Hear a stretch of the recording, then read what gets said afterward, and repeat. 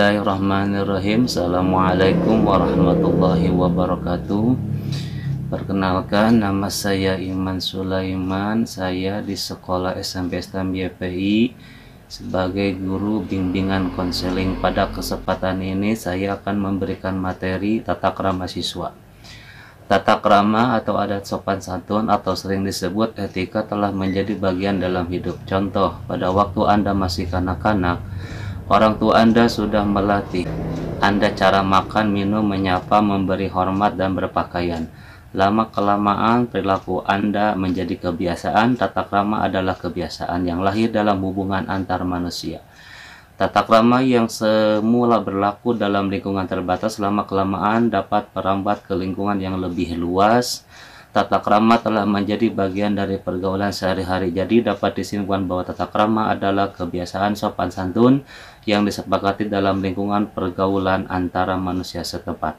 Tata krama terdiri atas kata tata dan krama. Tata berarti adat, aturan, norma, peraturan. Krama berarti sopan santun, kelakuan, tindakan, perbuatan. Tata krama berarti adat sopan santun, kebiasaan sopan santun dalam pergaulan sehari-hari.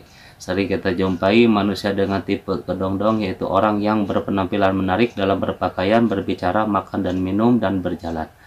Namun penampilan itu hanyalah polesan saja. Ternyata hatinya dikuasai oleh sifat-sifat tak terpuji, suka dendam, egois, suka menyakiti hati.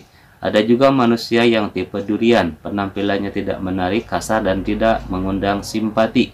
Namun berhati emas, rendah hati, suka memaafkan, suka menolong dan menghargai orang lain. Kulit durian memang tajam dan kasar, tetapi buah durian terasa enak kalau dimakan. Makna kata tata krama yang sesungguhnya bukanlah seperti kedondong yang licin kulitnya dan masam rasanya. Demikian pula makna tata krama bukanlah seperti durian yang tajam, tapi enak rasanya. Kedua-duanya sama-sama merugikan. Macam-macam tata krama pergaulan komunikasi sebagai sifat alami manusia. Komunikasi dan tata krama pergaulan adalah hal yang tidak dapat dipisahkan. Ada beberapa kunci pokok yang perlu dicamkan dalam masalah komunikasi. Yang pertama, perlakuan orang lain sebagaimana Anda ingin diperlakukan. Setiap orang yang mempunyai perbedaan-perbedaan perorangan, tidak ada kembar satu telur yang sama. Yang ketiga, kenal dulu baru sayang. Makin kenal makin sayang, tak kenal makin tak sayang. Tata krama perkenalan kedua belah pihak, saling menyebutkan nama, saling memandang, berjabatan tangan, tidak mengayun-ayunkan tangan. Tata krama bertamu hendaknya berjanji dahulu dan datang tepat waktu. Tata krama berbicara. Yang pertama, berkata, peliharalah lidah, janganlah menyinggung perasaan. Kedua, jangan memotong pembicaraan orang lain. Dan yang ketiga, perhatikan Anda berbicara dengan siapa. Tata krama dalam berpenampilan. Yang pertama, cara menggunakan pakaian. Kalau pakaian seragam sekolah, harus dimasukkan pakai dasi dan sabuk hitam, seragam putih dan biru. Pada waktu olahraga, pakailah pakaian olahraga. Memakai pakaian harus cocok dengan situasi dan tempat. Yang berikutnya adalah tata cara dalam berjalan bersama.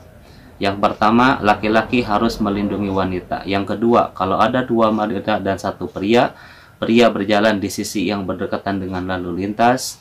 Kalau ada dua pria dan satu wanita, wanita ada di tengah. Tata krama dalam cara makan. Yang pertama, ciciplah makan dan minum dengan tidak bersuara. Jika batuk pada waktu makan, tutuplah mulut. Yang berikutnya adalah berdoa sebelum makan. Berikutnya, tata cara dalam menggunakan fasilitas umum. Yang pertama, buanglah sampah pada tempatnya. Jagalah kebersihan baik di dalam kelas maupun di sekitar halaman. Taman umum harus ikut kita jaga kebersihannya. Berikutnya adalah sopan dalam berkendara di jalan. Sebagai calon anak didik SMP Islam YPI Parung Kuda, yang perlu kalian perhatikan adalah sopan santun.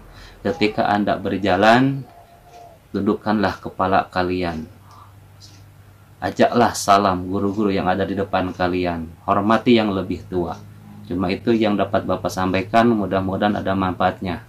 Wabillahi taufiq wal hidayah. Wassalamualaikum warahmatullahi wabarakatuh.